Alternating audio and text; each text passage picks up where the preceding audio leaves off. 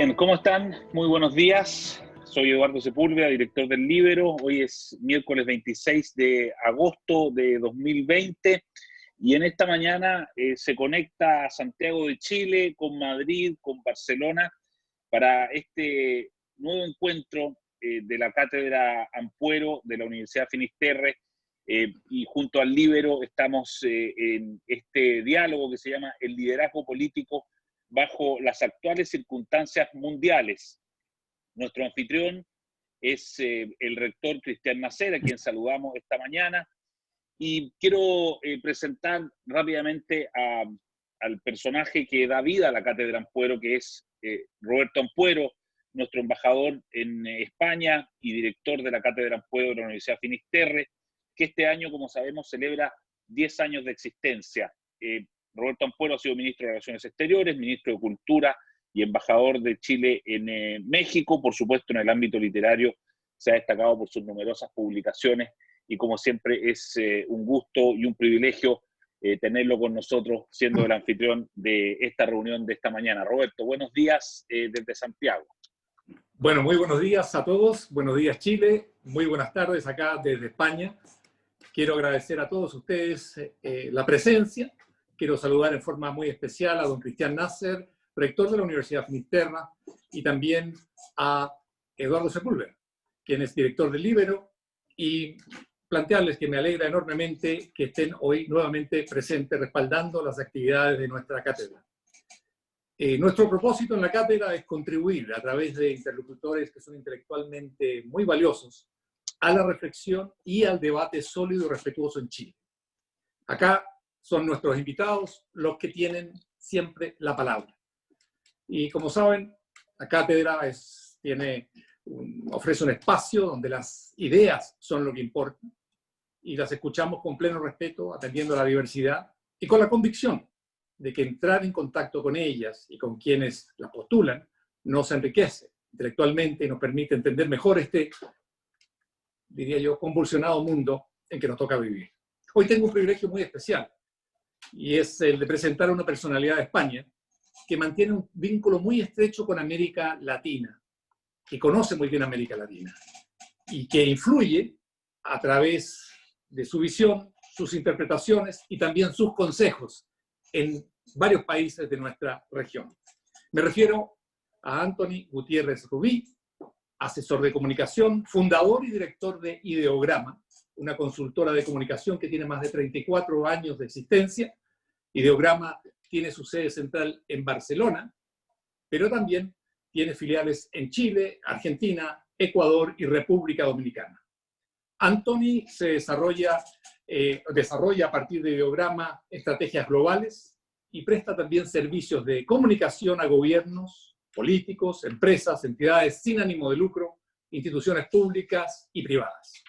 Y compagina su actividad profesional con la de conferencista y profesor invitado a cursos y másters de universidades de América Latina, de España y de los Estados Unidos. Antoni es autor de una veintena de libros y el más reciente es Gestionar las emociones políticas, publicada el año pasado en Gediza, está ubicable en Kindle, en la versión electrónica. Realmente recomiendo este libro, lo recomiendo, creo que es un must. Nuestro invitado también escribe en El País, en La Vanguardia, en 5 Días, Infobae, Univisión, entre otros medios. Quiero decirle lo siguiente, antes de pasar la palabra a Antoni. Antoni tiene en política algo propio de los mejores catadores de vinos y de café. Detecta temprano lo nuevo, lo promisorio y lo de calidad. Percibe como pocos el paladar y los estados de ánimo de las personas, así como los tiempos y las oportunidades, siempre con fecha de vencimiento, de estilos, preferencias e ideales en la política actual. Antoni, te doy la palabra y la bienvenida, y mis agradecimientos por estar acá con nosotros presentes. Sé que tienes una agenda muy intensa, así que, bueno, nuevamente bienvenido y te entrego la palabra. Buenos días, muchas gracias Roberto por tu cálida y afectuosa presentación. Gracias al rector y a la universidad por acoger, digamos, esta oportunidad que tengo de poder hablar y escuchar y responder también a vuestras preguntas. Y gracias, Eduardo y el Libero, por vuestro acompañamiento y vuestra cobertura, ¿no? Quiero también saludar especialmente a todas las personas que se han conectado. A todas ellas les deseo que estén bien de salud, tanto ellas como sus familiares, sus afectos y sus allegados. Cuídense. Y un saludo también afectuoso a las personas que se conectan desde otros países más allá de Chile, ¿no? Estoy viendo en el chat que hay gente de Argentina, de Guatemala, y estoy muy feliz porque de alguna manera esta reunión, este conversatorio tenga una dimensión latinoamericana, que como decías, Roberto, es algo que me interesa especialmente. En tu presentación, Roberto, usabas esta metáfora, esta imagen del catador, ¿no? Me parece, honestamente, que creo que realmente es oportuna, pero más allá de si me representa y me identifica bien a mí, que creo que en parte sí, la idea con la que me parece que es bueno arrancar para todos ustedes es por qué es importante detectar a tiempo una tendencia. Mirad, las tendencias no hay que medirlas, no hay que valorarlas por su porcentaje en el momento de medirlas. Es decir, una tendencia que ahora, si la midiéramos, solo tiene un 1%, un 2%, un 3%, desde una lógica cuántica y desde una, digamos, desde un racionamiento, digamos, muy básico, pensaríamos que una tendencia no es relevante porque tiene un porcentaje de penetración bajo, 1, 2, 3, 4, 5%. Este es el gran error de la política y del análisis político. Creer que las tendencias son más o menos importantes en función de su porcentaje de penetración en el momento en que se detectan. No, una tendencia no es importante por su porcentaje, sino por la velocidad y la aceleración con la que crece. Por la velocidad y la aceleración con la que va a llegar. Por la aceleración y la velocidad con la que va a cambiar y modificar la realidad que hoy solo modifican 1, 2, 3, 4, 5%. Por lo tanto, detectar a tiempo las tendencias que van a llegar te permite dos cosas. Uno, prepararte adecuadamente para el cambio. Entender lo que va a venir. Comprender a fondo el cambio. Y ganar un tiempo imprescindible. Si no lo haces, cuando el cambio llega con toda su energía y no te pilla preparado, te pones a la defensiva. Levantas muros e intentas evitar que el cambio te supere, te contamine, te desborde o te renueve. Por eso es muy importante para cualquier proyecto político y para cualquier idea política detectar a tiempo las tendencias emergentes en aquellas sociedades a las que se quiere representar y a las que se quiere servir. Por lo tanto, entender tendencias es muy importante. Y eso no se detecta con encuestas, se detecta con otro tipo de ciencia y de análisis que permita mirar más allá de lo que se ve, escuchar más a fondo de lo que se oye, entrar dentro, penetrar en aquello que está germinando y que hoy solo es una semilla, pero que de aquí unas semanas será un brote y un fruto. Por lo tanto, las tendencias son muy importantes para esto. Segundo, las tendencias también son muy importantes porque desde mi perspectiva, una política orientada al servicio público, una política orientada al interés general, no puede estar ajena, al margen, desconectada de las demandas sociales. Cuando uno quiere tener un proyecto político basado en el interés general, que tenga una capacidad de representación mayoritaria, que sea capaz de construir, digamos, una perspectiva de interés general, de bien común, debe de atender las tendencias, debe de comprenderlas porque a mí me gusta decir que no se gobierna bien las sociedades que no se comprenden y no se comprende bien aquello que no se entiende a fondo. Por lo tanto, las tendencias son importantes. Más allá de esta introducción y al hilo de mi último libro, que sé que queremos hablar o que ustedes me proponen que hablemos de las emociones políticas, yo quería hacer dos apuntes más sobre por qué creo que son muy importantes las emociones políticas. El primero es porque se subestiman, en buena parte como las tendencias. Desde la política hay una mirada un poco displicente a lo emocional, basado en dos prejuicios.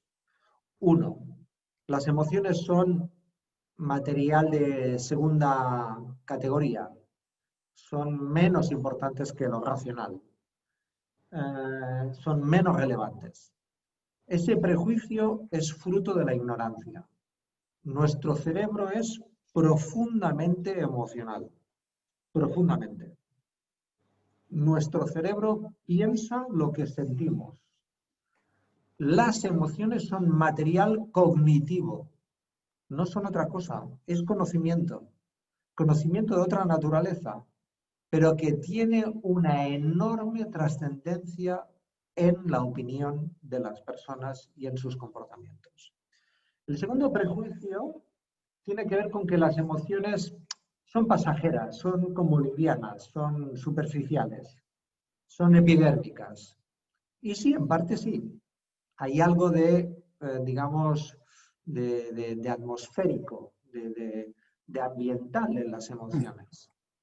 Pero a la vez son no solamente poderosas receptoras y transmisoras de caudal cognitivo, sino que las emociones permiten un gran recuerdo. Su huella es muy profunda, muy profunda. La etimología del verbo recordar tiene que ver con record, volver a pasar por el corazón. Cuando decimos que nos acordamos de algo, nos acordamos muchas veces de una emoción, de un olor, de un sentimiento, de algo que es difícil de racionalizar, pero que es muy poderoso en términos de imagen y en términos de opinión pública. A mí me gusta decir que los recuerdos emocionales perduran y perduran y perduran en el tiempo. Por ejemplo, esta misma charla que vamos a tener hoy, y a pesar de que yo voy a intentar esforzarme al máximo para ser elocuente y eficiente en lo que quiero decir, y además estoy seguro de su interés y de su motivación, es muy probable que en pocos días lo que hayamos dicho se recuerde poco. Pero en cambio es muy probable que recuerden las actitudes de esta conversación. Las actitudes mías cuando hablo, mi capacidad o no de escuchar, de empatizar, la conexión que haya podido tener con Roberto, con Eduardo, con ustedes cuando me pregunten. Es decir, el clima, la atmósfera de esta conversación. Esto que se va a recordar va a tener una capacidad de memorabilidad, de recuerdo, de fijación, de opinión, de la que ustedes van a tener sobre mí, a mi trabajo, mi trayectoria, más importante que mis palabras. Por lo tanto, las emociones no tan solo no son superficiales, que no lo son, sino que son muy, muy resistentes en el tiempo. Y segunda apreciación, y con eso dejo paso a las preguntas que me pueda trasladar Roberto. Esta crisis, la del coronavirus, con su enorme afectación global, tiene una enorme carga emocional. De aquí un año, o de aquí 4 o 5, de aquí 10, cuando nos preguntemos a muchos de nosotros cuál es el hecho político o histórico o social que te ha tocado vivir, que te ha impactado más, te ha transformado más, te ha dejado una huella más profunda. Cada uno de nosotros dirá cosas diferentes. Algunos dirán, por ejemplo, el estallido social en Chile del año pasado, otros hablarán de las Torres Gemelas, otros hablarán de otro tipo de eventos y de situaciones, pero muchos y muchas hablaremos del coronavirus. Esta es una crisis sanitaria que tiene unas consecuencias económicas y sociales y también políticas que van a tener un enorme impacto emocional. Es en este punto, en este preciso punto, que esta crisis pone a examen la inteligencia emocional de nuestros liderazgos. Aquellos que no sepan empatizar, entender las dudas, el miedo, la ansiedad, las preocupaciones, entender los estados de ánimo de sus ciudadanos, aunque legítimamente tenga la capacidad de gobernarlos, no va a tener la legitimidad adicional que se necesita en una crisis de estas características. La capacidad de comprender y de gestionar el abanico profundo de emociones a las que nos estamos viendo sometidos por esta durísima crisis es imprescindible para el liderazgo político. Esta idea del liderazgo empático no tiene nada que ver con el liderazgo simpático. No estamos hablando de capacidad de persuasión. Estamos hablando de capacidad de comprensión, que es otra cosa. Y me parece que este salto, cómo pasar de la persuasión tradicional del marketing político, de la persuasión tradicional de la publicidad y de la comunicación política, a la empatía, al capital emocional, a la comprensión de los estados de ánimo que se convierten en estados de opinión, esto va a ser clave para gobernar la complejidad en la que estamos en estos momentos. Nada, espero que esta introducción, Roberto, te deje, digamos, la pelota picando para tus preguntas y con mucho gusto las atiendo. Muchas gracias. Gracias, Anthony. En tu libro, Gestionar las emociones políticas, tú planteas, y te voy a citar, no es lo ideológico ni lo tecnocrático, es lo emocional y la vivencia de la cotidianidad lo que decide y define. No entenderlo es ignorar la condición humana. No somos estadísticas ni ideologías, somos personas. Aceptado esto, mi pregunta va en la siguiente dirección. ¿Cómo entonces, considerando estos elementos que tú mencionas, debe articular un líder o un partido político su set de valores, de convicciones, de principios, su programa incluso de gobierno para aspirar al poder dentro de una institucionalidad que está establecida, ¿verdad? Aunque esté cuestionada, tiene visos y vigencia parcial? ¿Cómo se une a esto que pareciera contradictorio? Bueno, esta es una pregunta muy comprometida, Roberto. Yo por esto habitualmente trabajo, ¿no? Forma parte de mi trabajo. En fin, me estás pidiendo que desvele mi caja de herramientas, ¿no? Se le pasa a los magos siempre. No, voy a intentar atender y entender. Es cierto que los proyectos políticos, con su visión del mundo, con su escala de valores, con sus principios, desean, digamos, que las sociedades a las que quieren servir y a las que quieren representar democráticamente se alineen, se inspiren, coincidan, compartan, digamos, esos ideales y esos valores. Mi punto es que un exceso y una obsesión por querer que la sociedad te dé la razón acaba por alejarte definitivamente de la sociedad a la que quieres representar y servir. ¿Es legítimo aspirar a proyectar en lo común las ideas que uno tiene, los valores que uno tiene? Sí. Pero desde mi perspectiva, cuando se aspira al servicio público, cuando se quiere que con esas ideas representar el interés general, la obsesión porque la sociedad te dé la razón te aleja definitivamente de ella. Por lo tanto, la primera consideración es que no hay que abandonar ni los principios, ni los valores, ni los marcos teóricos, intelectuales o ideológicos que un proyecto político deba de tener. Pero sí que recomiendo que no sean como unas gafas de mirar,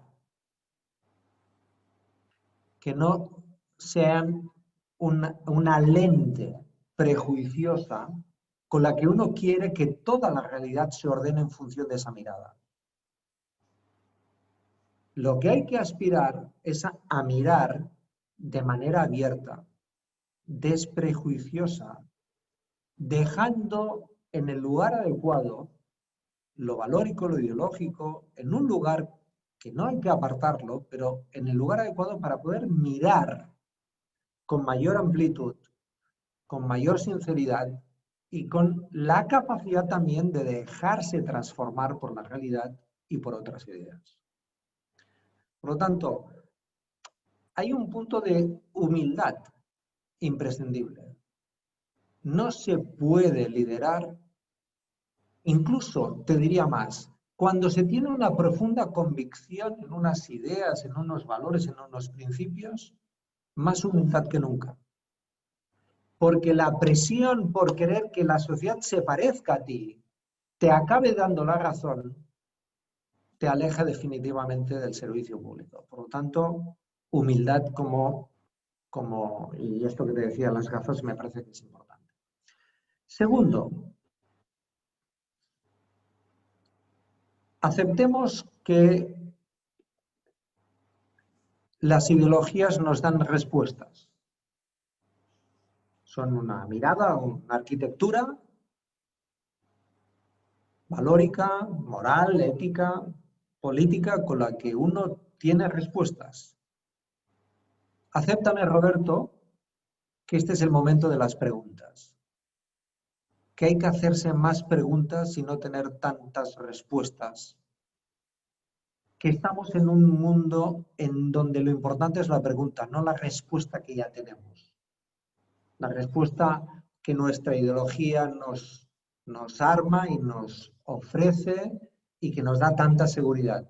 La respuesta, digamos, con la que nos enfrentamos a lo complejo.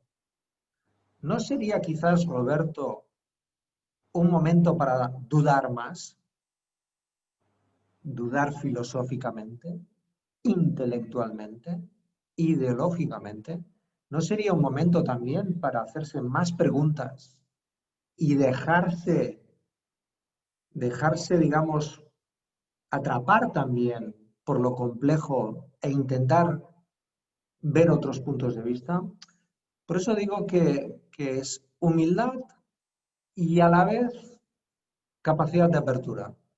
Con estas dos piernas, uno puede reencontrarse con sus valores. Sin esas dos piernas, es muy probable que esos valores te acaben encerrando en un espacio, en una burbuja reverberante, digamos, que acabe siendo más un espejo que no una ventana al mundo, en donde todo lo que sucede dentro de esa burbuja se parece a ti. Y eso, honestamente, creo que limita las posibilidades de pensar política y democrática.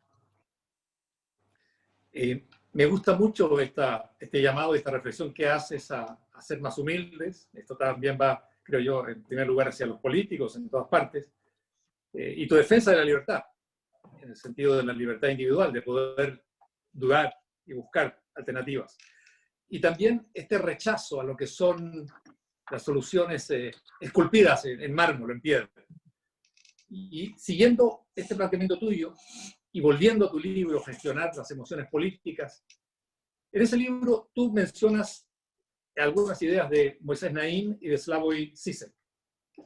Y allí mencionas y recuerdas que, bueno, Moisés Naim habla de lo fácil que es hoy obtener el poder y lo fácil que es perderlo. Con respecto a Žižek, subraya que realmente lo que es la post-política, la etapa en que estamos viviendo hoy, se basa fundamentalmente en el rechazo a la política. Y te quiero citar nuevamente. Estamos ante el fin de la política tal como la conocíamos.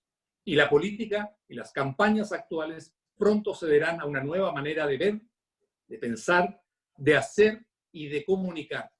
La micropolítica, la política de lo que aparentemente es pequeño, local y personal.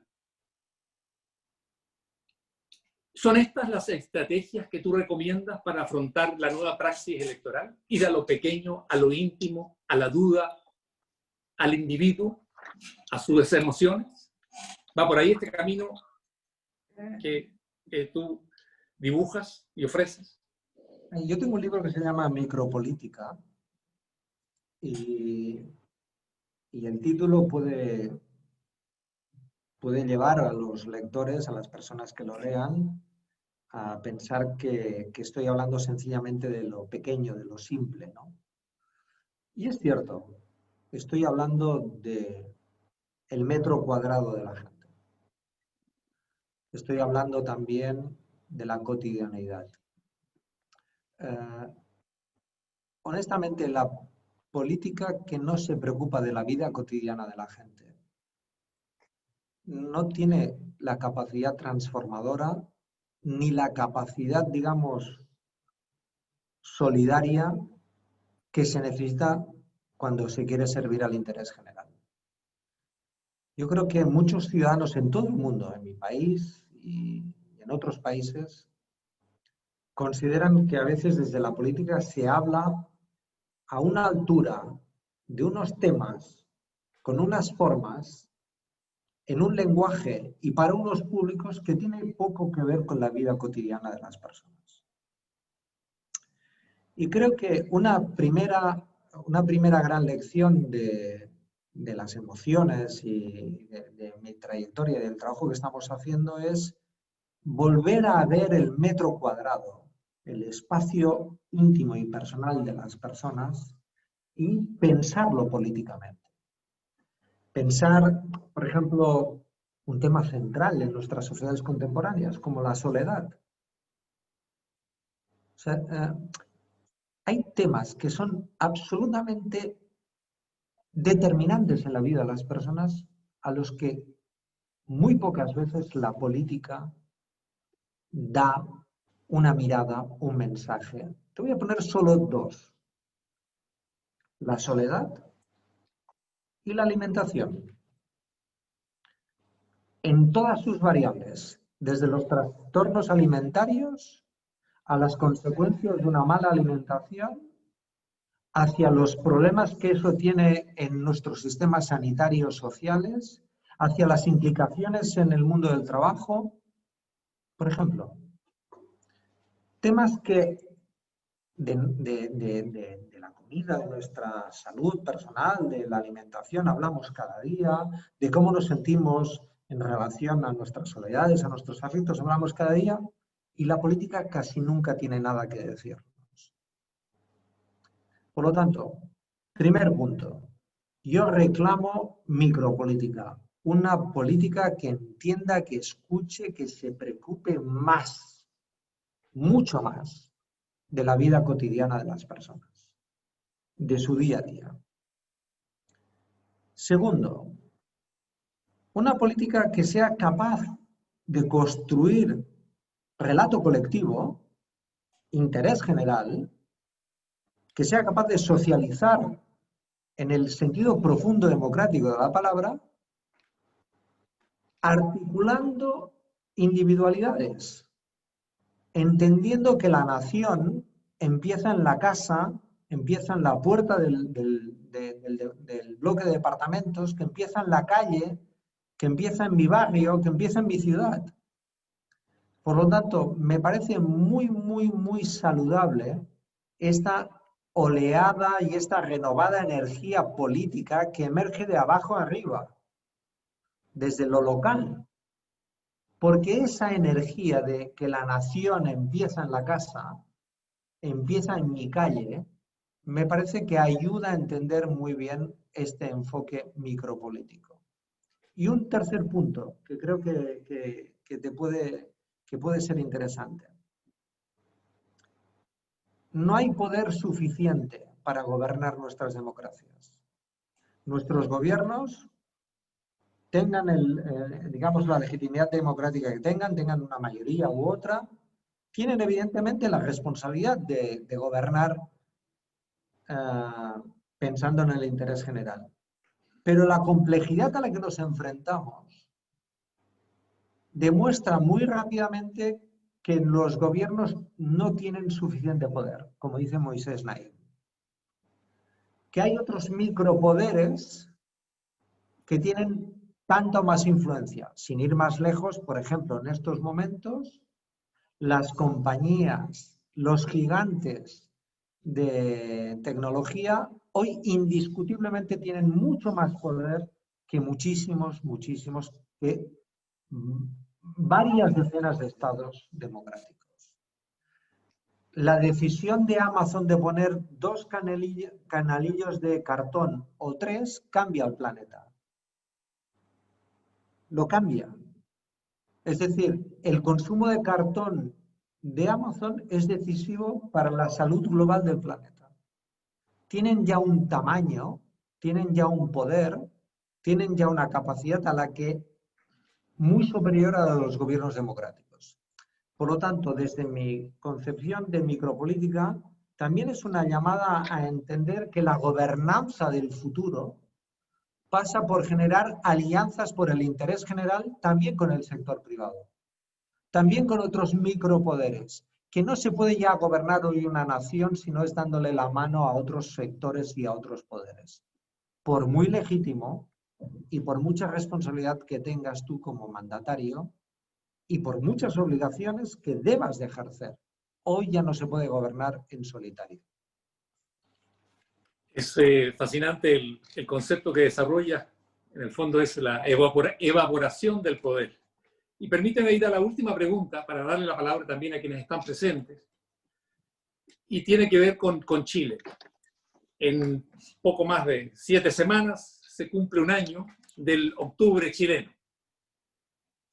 Mi pregunta es, ¿qué emociones crees tú que estuvieron en juego entonces, en ese proceso? ¿Qué tipos de liderazgo emergieron desde entonces? ¿Qué emociones crees que estarán en juego en este aniversario que se aproxima? Y la pregunta probablemente más compleja es, ¿cómo deben actuar los políticos ante esas jornadas y ante los retos que todo esto a partir de octubre se ha planteado en Chile? No querrás que todo esto te lo cuentes en la respuesta ahora. Pero ¿no? yo sé, te lo dejo para que tú coseches y digas lo que No, quieres responder. Pero es un abanico amplio. Menos mal que me lo has dejado amplio para que me pueda escapar un poquitín. ¿No? A ver, empiezo por lo más reciente, si te parece. Por el próximo plebiscito. He leído en algunas encuestas qué emociones están asociadas al apruebo y al rechazo. Es decir, qué emociones despierta o sienten las personas que están por el apruebo y qué emociones sienten y despierta la hipótesis del rechazo para aquellos electores que deseen votar esa opción. Hay una división importante. El apruebo está concentrando mayor positividad, mayor confianza, mayor, digamos, expectativa en el futuro. Y aquellos electores que están por el rechazo están transmitiendo y están mostrando, digamos, mayor preocupación, tristeza, enojo. Por lo tanto, hay, dentro del rechazo y del apruebo, hay como una división emocional en la sociedad chilena. De expectativas respecto al plebiscito. Esto no es un tema menor. No es un tema menor. Porque después del estallido social ha venido esta pandemia, que ha dejado un manto de miedo y de preocupación, de ansiedad en la gente. Y creo que levantar la bandera de la esperanza y de la confianza es importante en estos momentos. Por lo tanto, detrás del apruebo y del rechazo también hay una mirada de psicología social al contexto chileno. Y lo creo sinceramente. Y esto me permite quizás echar para un año para atrás.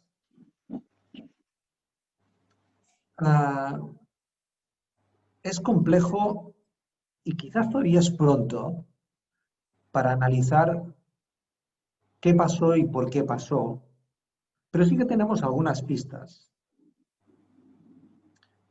Hay quien puede ver el estallido como algo puntual y hay quien puede ver como la gota que rebosó un vaso. ¿Eran 30 céntimos o 30 años? Para los que queráis y quieran pensar un poco más allá de sus propias seguridades, hay una cita de Nelson Mandela muy interesante. En este vaso de agua, si el agua está a 80 grados, pero no está hirviendo, prácticamente no ves ninguna burbuja. No habría ninguna diferencia entre un agua a 80 grados, un agua templada, un agua fría. No hay ninguna. Pero si pones el dedo o das un trago con 80 grados, te quemas. No hay que esperar a las burbujas del hervor del agua para saber que está caliente. Si uno no pone el dedo, no mira, no ve la llama, que durante mucho tiempo ha estado calentando el cazo del agua, y solo quiere mirar las burbujas, no se entera de nada. La temperatura del agua no depende de sus burbujas, depende de tomarle la temperatura adecuada. Y creo que algo de eso podría ayudarnos a explicar, en parte, lo que sucedió hace un año. ¿Listo? Muchas gracias, Anthony. Voy a entregarle la palabra a Eduardo para que continúe con este asedio a tu persona con nuevas preguntas. Por favor, Eduardo. Muchas gracias, Roberto. Anthony, voy a tratar de hacer un esfuerzo por juntar y compilar varias de las preguntas que han quedado en el chat y tratar de darle un cierto orden para darle fluidez a esta conversación. Muchas de las preguntas, por supuesto, vuelven sobre algunos de los aspectos que tocaste o has tocado durante esta conversación. Por ejemplo, en el tema de las tendencias, que generó gran interés en nuestra audiencia, esto de ser capaces de detectar a tiempo las tendencias, que creo que es un tema que ha recorrido toda esta conversación.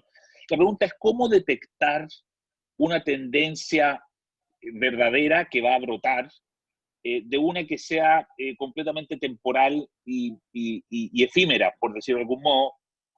Y relacionado con eso, voy a hacer dos al mismo tiempo, cómo no caer en la tentación del populismo, es decir, de todo el tiempo estar tratando de detectar tendencias de demandas sociales para tratar de estar todo el tiempo resolviendo y dedicarse a eso, ¿no? ¿Cuál es la línea divisoria? ¿Cómo ser receptivo, ser servidor público, ser representante y no ser caer en la tentación del populismo? Bueno, empiezo por la última.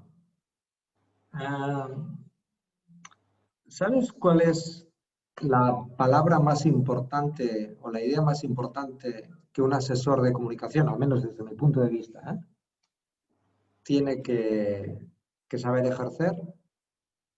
Es saber decir que no.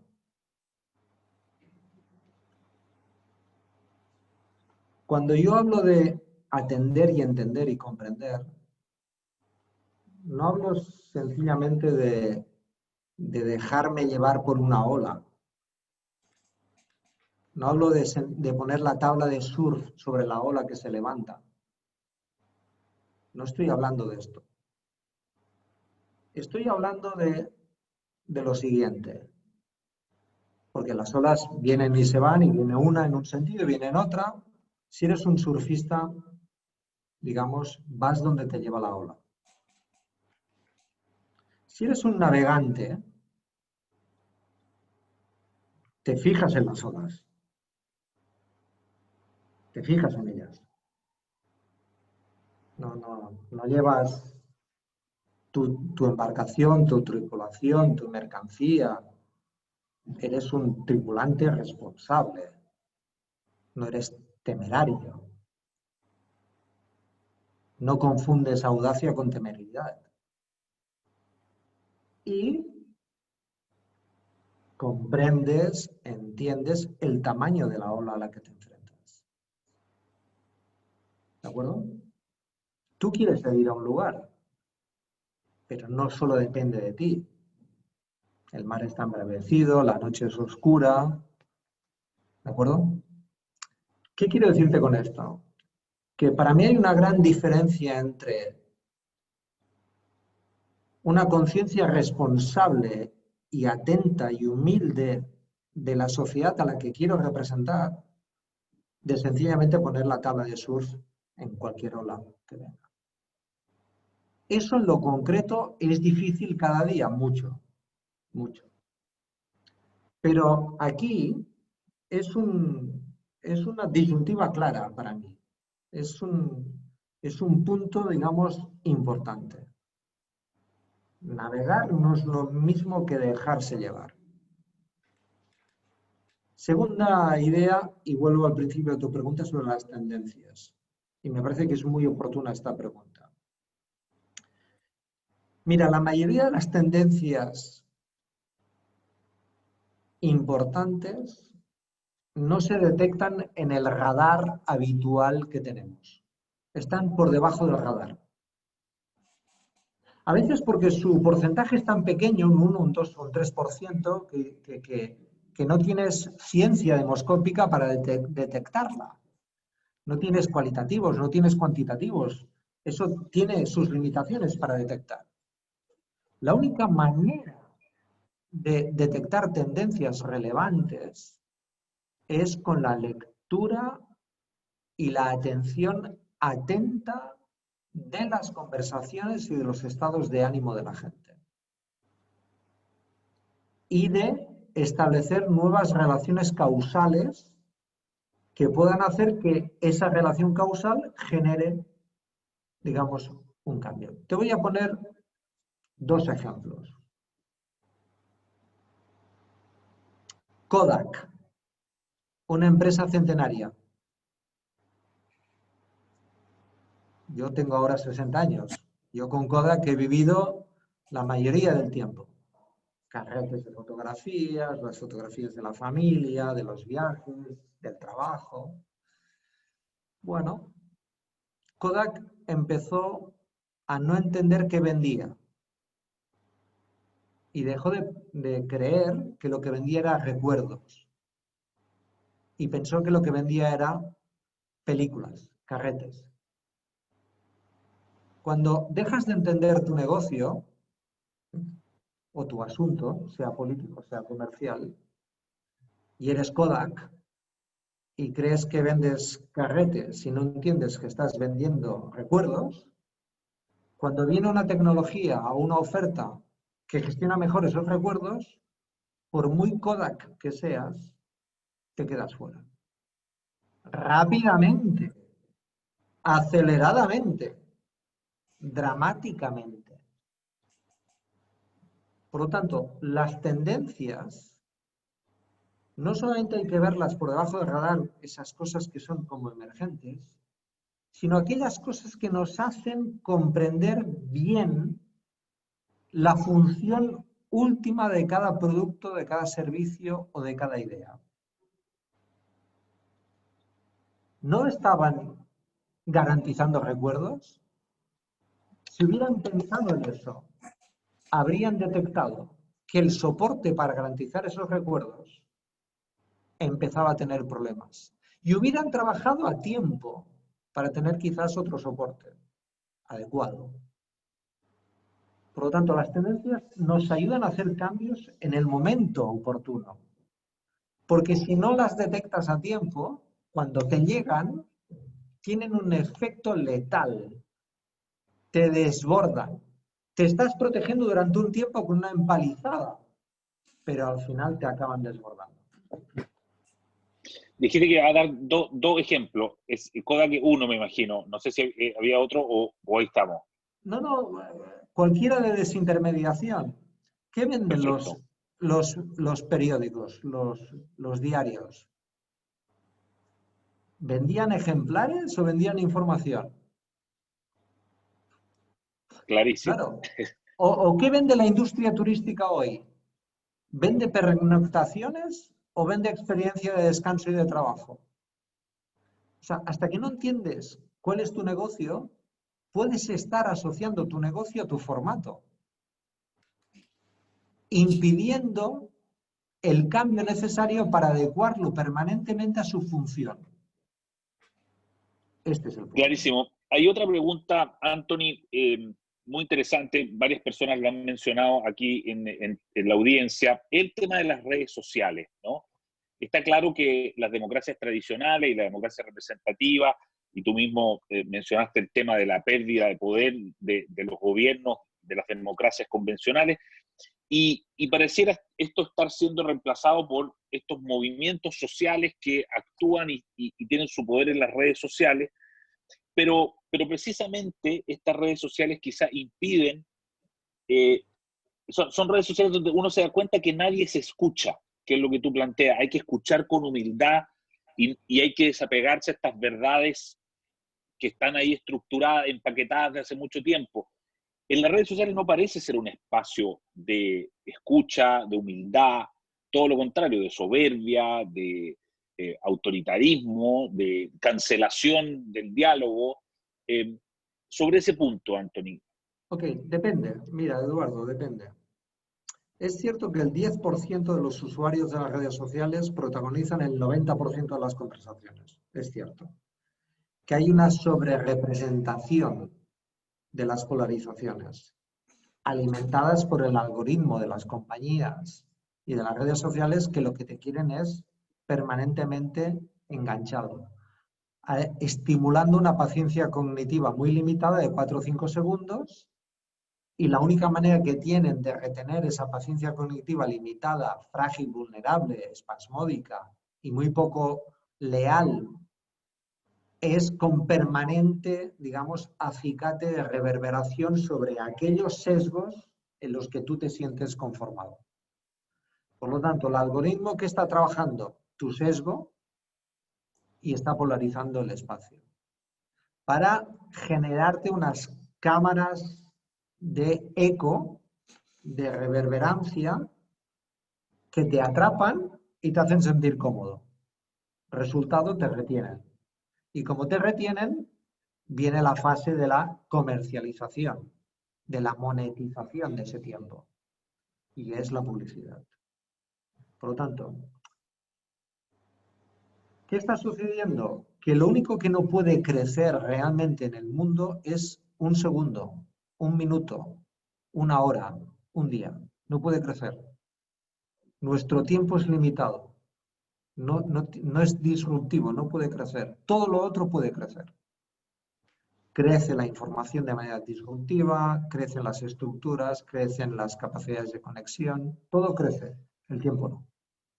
Por lo tanto, cuando hay una oferta abundante, que es la información, y hay un bien escaso, que es el tiempo, la tensión es evidente.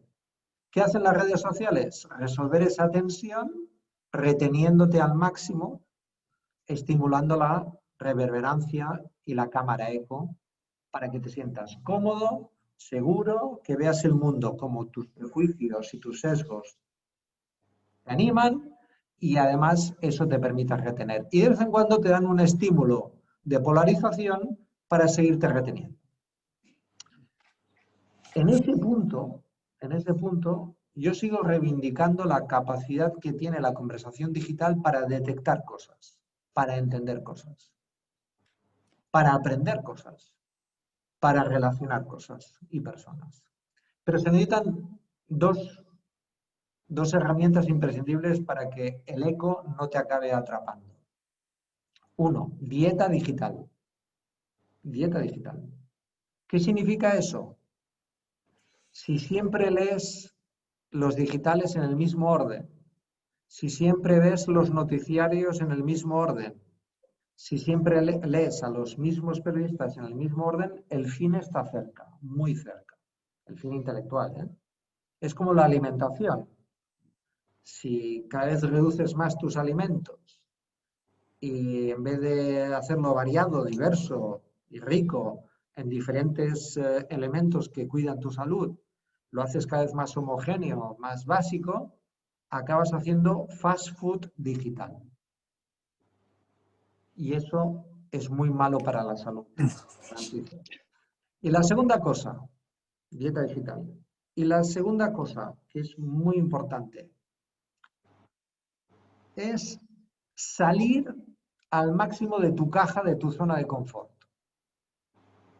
Es decir, atreverte al campo abierto y explorar otras ideas. Y estar abierto a ellas. Y entender que salir de la caja te va a permitir explorar, digamos, otros universos que además de que pueden ayudarte a comprender la complejidad, pueden ayudarte a entender aquello que quieres cambiar o aquello que quieres gobernar. Por lo tanto, dieta digital y fuera de la caja. A propósito de fuera de la caja, Anthony también ha aparecido aquí en el chat y es porque, bueno, ha sido una noticia muy importante de los últimos días y tiene que ver con Joaquín Lavín, que aparece saliendo de su caja y se ha incluso para algunos definido como socialdemócrata. La historia no es que él dijo soy socialdemócrata, hubo una entrevista en que le dijeron usted es socialdemócrata, en fin, hay matices respecto de eso, pero este ejercicio que hace Joaquín Lavín tiene mucho que ver con lo que hemos hablado, ¿no? Con el tema de escuchar, con el tema de navegar versus surfear, salir de la caja. ¿Cuál es tu interpretación respecto de eso? ¿Cómo debería uno leerlo? Hay gente que ha sentido que esto es una traición ideológica, otros que lo encuentran interesante, que como una persona que se abre a otros mundos. A propósito de la conversación que estamos teniendo y ante la cierta perplejidad de algunas personas respecto de eso, ¿cuál es tu mirada? No conozco el detalle de lo que me estás planteando, pero me parece que en general, y no hablo de este caso, sino de muchos otros, prestamos demasiada atención a la parte más, digamos, a la parte, digamos, como más vistosa, ¿no? No sé cuántas personas de las que están hablando del tema escucharon esa entrevista a fondo. Y cómo fue, me parece, la conversación. Entonces, deberíamos, en general, alejarnos de las reacciones inmediatas si queremos entender bien las cosas que están pasando. Yo, en general, intento evitar ver el mundo, comprender lo complejo, en base solo a reacciones. Porque estoy seguro que me voy a equivocar. Tengo la íntima convicción de que cuando solo reacciono no pienso bien. Y quizás, en este caso y en otros, sería bueno escuchar más las ideas de fondo, las reflexiones que se apuntan, ¿no? Los espacios que se quieren explorar, las legítimas preguntas que hay que hacerse, ¿no?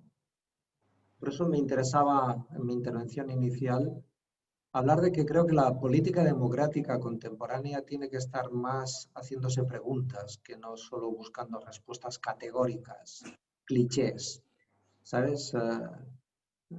Respuestas perfectas, ¿no? Totalmente encajables y alineables, ¿no? Y quizás escuchando un poquito más de fondo, ¿no? Con menos ruido, ¿no? Diferenciando el ruido de las señales, ¿no? Uno entiende mejor. Al hilo de esto hay un libro de Nate Silver muy interesante sobre el ruido y las señales. Diferenciando entre el ruido y las señales, uno puede ver ruido o puede ver señales. Lo dejo para cada uno y cada una.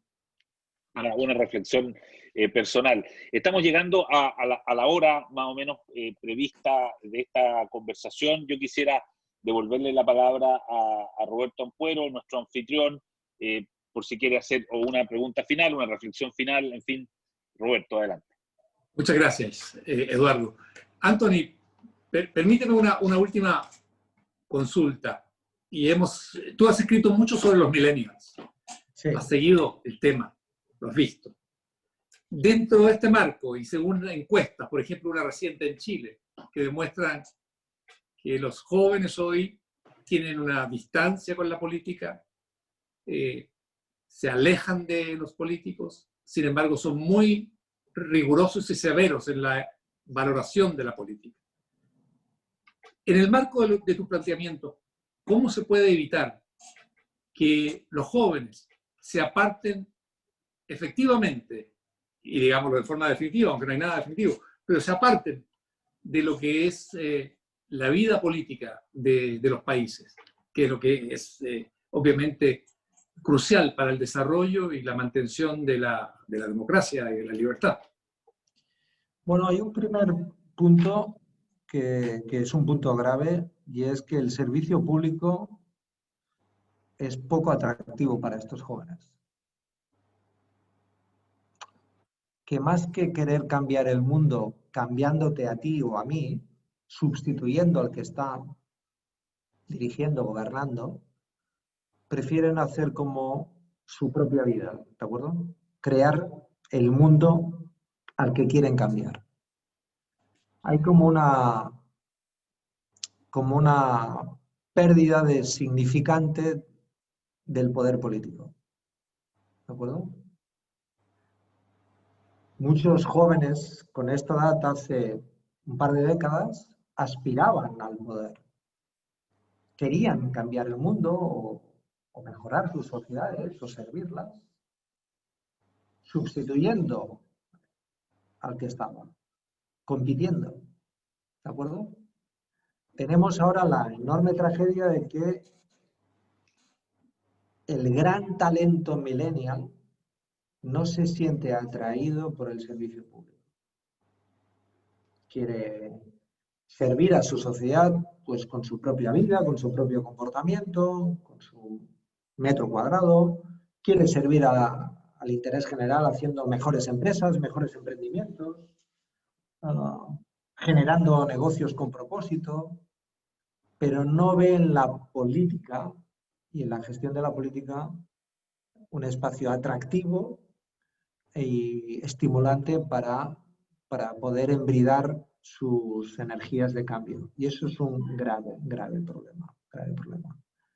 Si la política democrática no es capaz de transformarse a la velocidad de los cambios de la sociedad que representa, el fin está cerca también. Cuando el cambio afuera es más rápido que el cambio adentro, se acaba.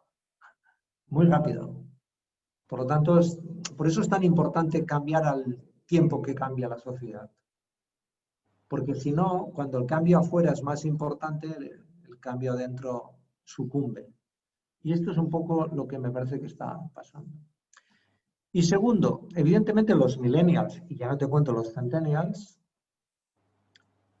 tienden a ver la política en base a causas, no en base a casas.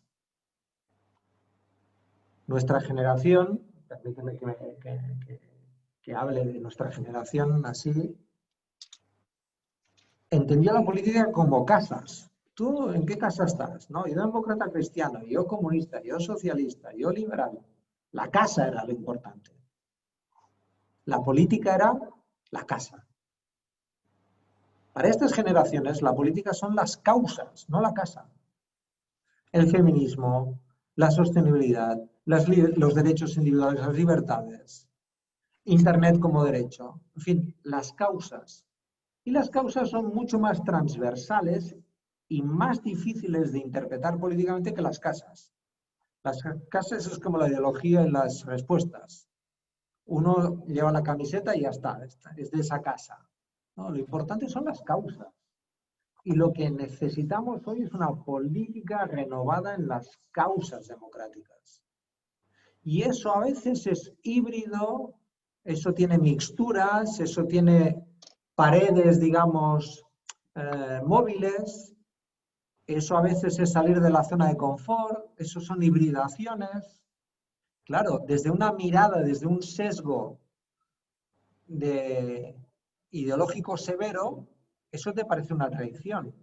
Desde una mirada democrática, que es la que deseo compartir con vosotros y vosotras, la hibridación es una manera natural quizás de la causa que es en estos momentos la causa del planeta o la causa del feminismo, cosas que están movilizando no solamente a nuestros millennials y centennials, sino que creo a la sociedad. Por lo tanto, si me lo permites, Roberto, un punto de imperfección es muy saludable. Bueno, Anthony, quiero agradecerte realmente de todo corazón tu presencia hoy acá. Desde la primera vez que conversamos, yo dije, yo sé que Anthony viaja por América Latina, va también a Chile.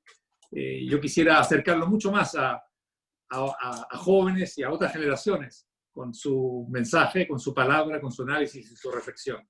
Tus palabras de hoy, yo creo que para todos nosotros han sido inspiradoras. Son palabras además y reflexiones que tienen una mirada de futuro, que es lo importante.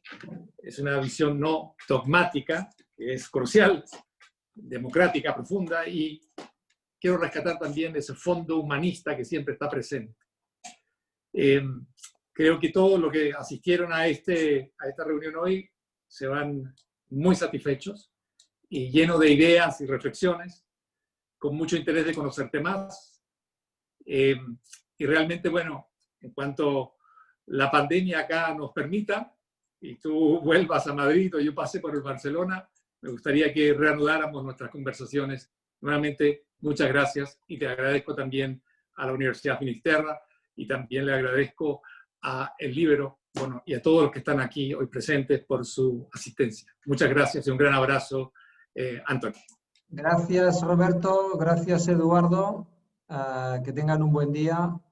Como saben y como es norma, digamos, en el ambiente académico, lo que digo solo me representa a mí, exclusivamente a mí. O sea que muchas gracias por su interés y espero que nos veamos pronto. Gracias. Hasta pronto. Muchas gracias Roberto, muchas gracias Anthony, y que tengan un muy buen día las personas que están en Santiago, los que están en Guatemala, en Argentina, en España, en fin, y muchas gracias a la Universidad Finisterre y especialmente a su rector Cristian Nasser.